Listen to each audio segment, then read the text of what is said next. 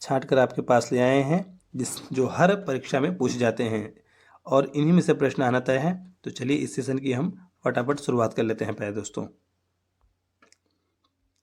तो जो हमारा पहला प्रश्न है उसे हम अच्छे से पढ़ेंगे और टिक करेंगे, और जितने भी प्रश्न शामिल हैं वो कभी न कभी परीक्षा में पूछे गए हैं, उन्हीं प्रश्नों को मैंने इसमें शामिल किया है। तो चलिए इस सेशन की फटाफट शुरुआत कर लेते हैं। तो पहला प्रश्न हमारा है कि निम्न में से किस स्थान पर अलकनंदा तथा भागीरथी का संगम होता है। किसका? अलकनंदा और भागीरथी क्या होता है? संगम। संगम का मतलब दोनों आपस में मिलते हैं। तो पहला क्या है? पहला है कर्णप्रयाग, दूसरा है विष्णुप्रयाग में, तीसरा है देवप्रयाग में, तो तीसरा चौथा क्या है? रुद्रप्रयाग में। तो हम लोगों ने पढ़ा है कि जब अलकनंदा तथा भागीरथी का संगम होता है तो उसे हम क्या कहते हैं? देवप्रयाग कहते हैं। क्या कहते हैं? देवप्रयाग कहते हैं। तो हमारा ऑप्शन तीसरा सही हो गया प्यारे दोस्तों। दूसरा प्रश्न हमारा क्या है कि बांग्लादेश में गंगा को किस नाम से जाना जाता है। तो पहले हमने पढ़ लिया है कि गंगा को किस नाम से जाना जाता है, टिक करिए। तो किस नाम से? पद्मा, भागीरथी, हुगली या द्रविड़। तो ध्यान रखिएगा, बांग्लादेश की बात है यहाँ पर, तो पश्चिम बंगाल में इसे हुगली के नाम से जाना जाता है, परंतु बांग्लादेश में से पद्मा के नाम से जाना जाता है। किसके नाम से? तो पद्मा के नाम से इसे जाना जाता है। किसके नाम जाता है? पद्मा के नाम से। तो ध्यान रखिएगा, इसका आंसर क्या होगा? पहला होगा। क्या आंसर होगा का? पहला इसका आंसर होगा। तीसरा प्रश्न हमारा, सुंदर डेल्टा का, सॉरी यहाँ पर सुंदर नहीं, सुंदरवन डेल्टा का निर्माण करने वाली नदियाँ कौन सी हैं। तो सुंदर डेल्टा का निर्माण करने वाली नदियाँ कौन सी हैं, टिक करिए। यमुना तथा सिंधु, गंगा तथा ब्रह्मपुत्र, सिंधु नदी तथा झेलम नदी, गंगा तथा सिंधु।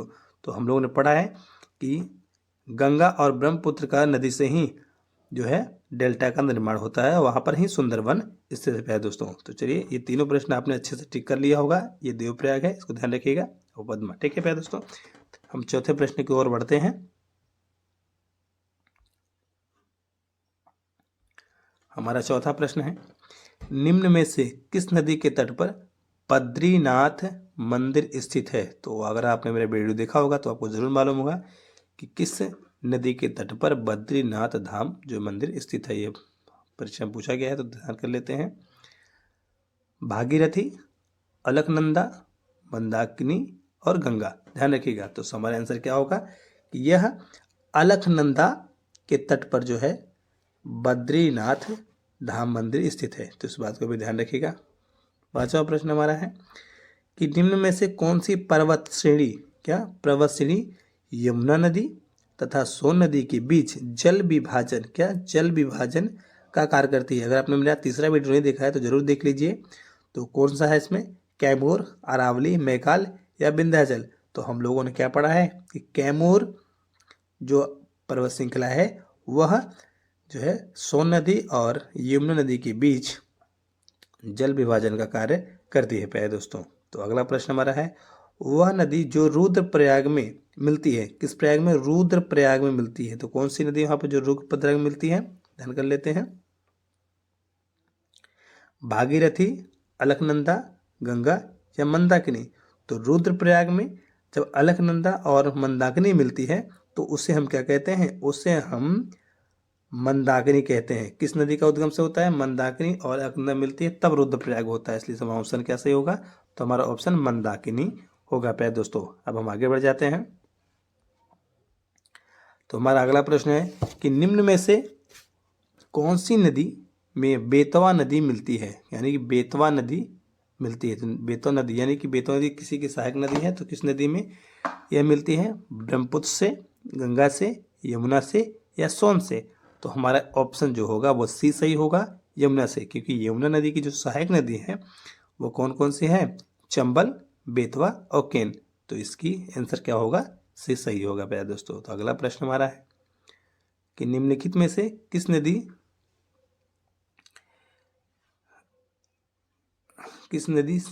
यहाँ पर कौन सी होनी चाहिए, प्रश्न ही लगता है हमारा थोड़ा गलत हो गया होगा, आपको सही कर लीजिएगा कि निम्न में से कौन सी नदी गंगा नदी बाएं से नहीं मिलती है, बाएं से नहीं मिलती है।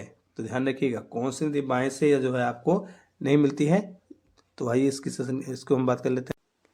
ए गोमती, बी घाघरा, सी कोसी, डी सोन। तो सोन नदी बाएं से नहीं मिलती है ये, ठीक है। ये कहाँ से मिलती है? ये दाएं से मिलती है, इसका ध्यान रखिएगा। अगला प्रश्न है कि निम्न में से कौन सी नदी यमुना नदी से नहीं मिलती है, यानी कि कौन सी नदी जो है जो यमुना नदी के सहायक नदी नहीं है। तो कौन कौन सी? पहला है ए केन, दूसरा बेतवा, तीसरा सोन, चौथा चंबल। तो ध्यान रखिएगा, यमुना नदी की तीन सहायक नदियाँ कौन कौन सी, यानी कि चंबल, केन और बेतवा और सोन नदी इसकी सहायक नदी नहीं है। तो हमारा इसका ऑप्शन क्या होगा? ऑप्शन हमारा सी सही होगा प्यारे दोस्तों। तो चलिए अब आगे बढ़ जाते हैं फटाफट।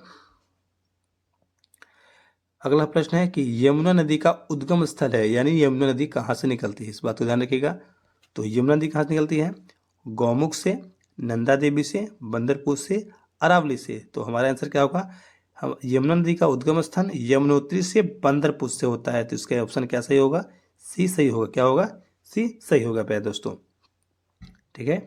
अगला प्रश्न है कि गंगा नदी की एकमात्र सहायक नदी जिसका उद्गम समतल मैदानी भाग से होता है। कैसे? समतल मैदानी भाग से होता है। तो ध्यान रखिएगा कि कौन सी नदी है वो? सरयू, गोमती, रामगंगा, सोन। तो ध्यान रखिएगा वह नदी कौन सी है? तो वह नदी आपका है गोमती नदी का जो उद्गम है समतल भाग से होता है प्यारे दोस्तों।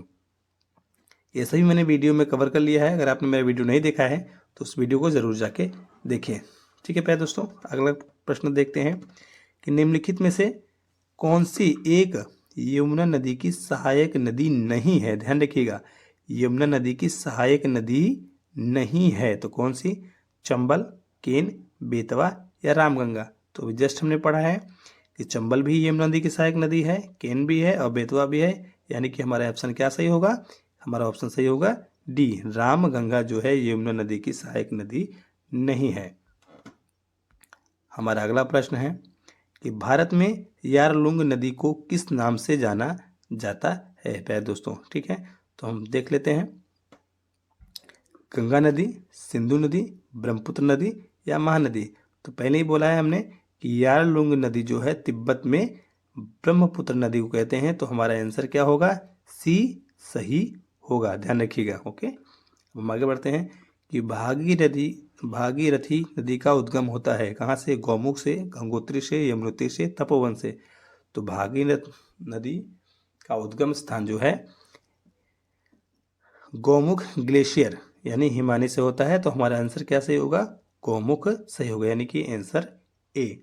अगला प्रश्न है कि तिब्बत मानसरोवर झील के पास किस नदी का सूत्र है, यानी कि जो तिब्बत मानसरोवर झील है वहां से कौन सी नदी निकलती है? ए ब्रह्मपुत्र, दूसरा सतलुज, तीसरा सिंधु, उपयुक्त सभी है दोस्तों। तो जो मानसरोवर झील के पास जिस नदी का उद्गम होता है वह है सतलुज, ठीक है। ब्रह्मपुत्र नदी का जो सिंधु नदी जो है वह मानसरोवर झील से ही निकलती है, परंतु जो सतलुज नदी है वो उसके पास से निकलती है, ध्यान रखिएगा। तो क्या सही होगा? बी इसका ऑप्शन सही होगा प्यारे दोस्तों। तो हम चलते हैं आगे। तो अगला प्रश्न हमारा है कि ब्रह्मपुत्र नदी तिब्बत में किस नाम से जाना जाता है? तो तिब्बत की बात हो गई है, ठीक है। तो पहला क्या है? पद्मा, दूसरा है हुगली, तीसरा है दिबांग, चौथा है सांगपो। तो हम ब्रह्मपुत्र नदी को तिब्बत में सांगपो नाम से जानते हैं। किस नाम से जानते हैं? सांगपो नाम से जानते हैं प्यारे दोस्तों। किस नाम जानते हैं?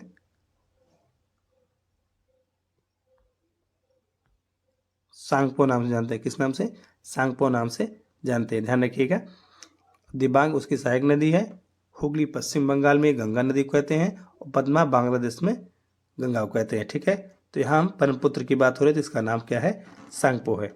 अगला प्रश्न हमारा है कि निम्नलिखित में से कौन सी ब्रह्मपुत्र की सहायक नदी है?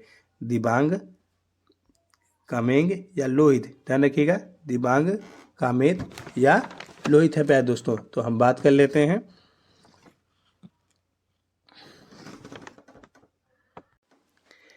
ए केवल एक, बी केवल दो, सी एक और दो, डी एक, दो और तीन। ध्यान रखिएगा, तो दिबांग भी ब्रह्मपुत्र की सहायक नदी है, कामेंग भी ब्रह्मपुत्र की सहायक नदी है और लोहित भी ब्रह्मपुत्र की सहायक नदी है। तो इसलिए जो हमारा ऑप्शन सही होगा वो ऑप्शन डी सही होगा, इस बात को ध्यान रखिएगा। ठीक है प्यारे दोस्तों, अब हम चलते हैं अगले प्रश्न पर। निम्नलिखित में से कौन सी नदी अरुणाचल प्रदेश से होकर बहती है? कौन सी नदी है जो अरुणाचल प्रदेश से होकर बहती है? हुगली, सुबनसिरी या लोहित? ऑप्शन में क्या है? ए केवल 1, बी केवल 2, ऑप्शन सी 2 और 3, ऑप्शन डी 1, 2 और 3। तो कौन सी है जो अरुणाचल प्रदेश में बहती है? तो सुबनसिरी और लोहित नदी जो है अरुणाचल प्रदेश से होकर बहती है ये नदी। तो इसका ऑप्शन क्या होगा? 2 और 3, यानी ऑप्शन सी इसका आंसर सही होगा प्यारे दोस्तों। तो उम्मीद करता हूँ कि आपको समझ में आ रहा होगा। अब हम चलते हैं आगे। तो अगला प्रश्न हमारा है कि नर्मदा नदी किन पर्वत श्रृंखलाओं के बीच बहती है? अभी जस्ट अगली वीडियो में पढ़ा है हमने। देखते हैं, सतपुड़ा और अरावली, सतपुड़ा और विंध्याचल, गौमुख ग्लेशियर और हिमालय पर्वत, इनमें से कोई नहीं। तो जो नर्मदा नदी का है उसका किस भ्रंश घाटी से बहती है? तो वह सतपुड़ा और विंध्याचल भ्रंश घाटी से बहती है। तो इसलिए हम इसका आंसर क्या करेंगे? बी इसका सही आंसर होगा। तो इस बात को ध्यान रखिएगा। हम बात करते हैं, मानस नदी किस नदी की सहायक नदी है? मानस नदी किस नदी की सहायक नदी है? ब्रह्मपुत्र, गंगा, यमुना, कृष्णा।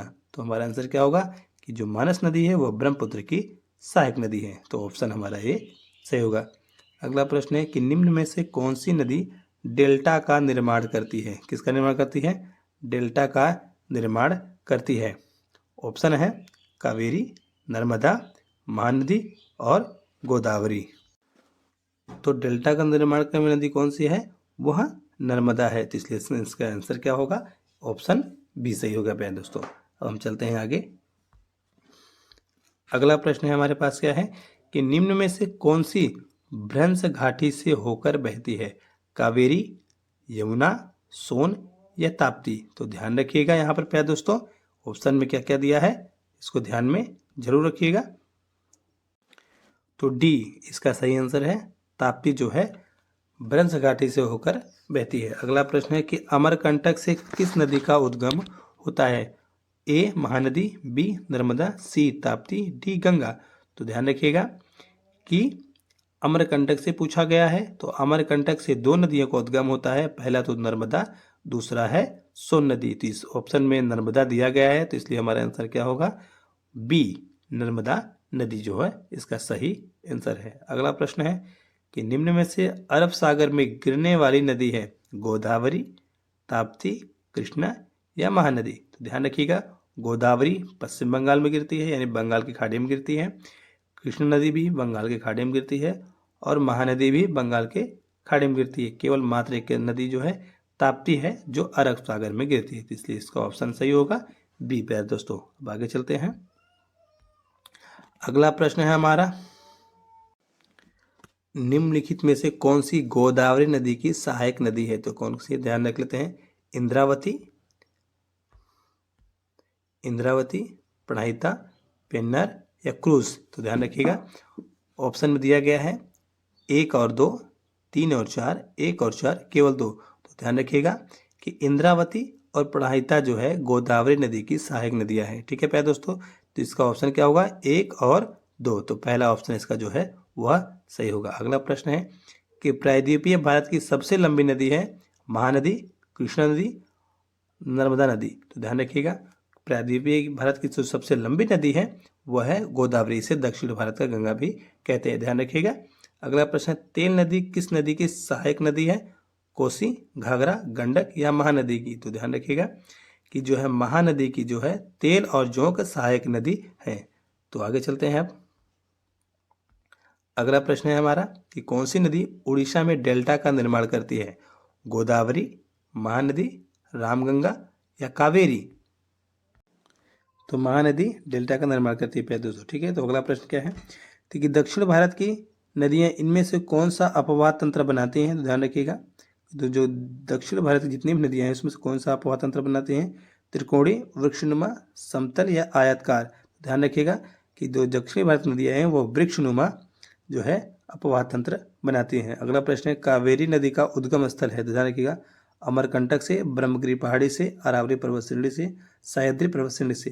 तो ध्यान रखिएगा कि ब्रह्मगिरी का पहाड़ी जो है कर्नाटक में स्थित है, वहाँ से कावेरी नदी का उद्गम होता है। ध्यान रखिएगा।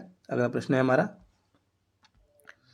कि निम्नलिखित नदियों में से किस नदी को दक्षिण भारत की गंगा भी कहा जाता है। तो अभी जस्ट हमने क्या पढ़ा है कि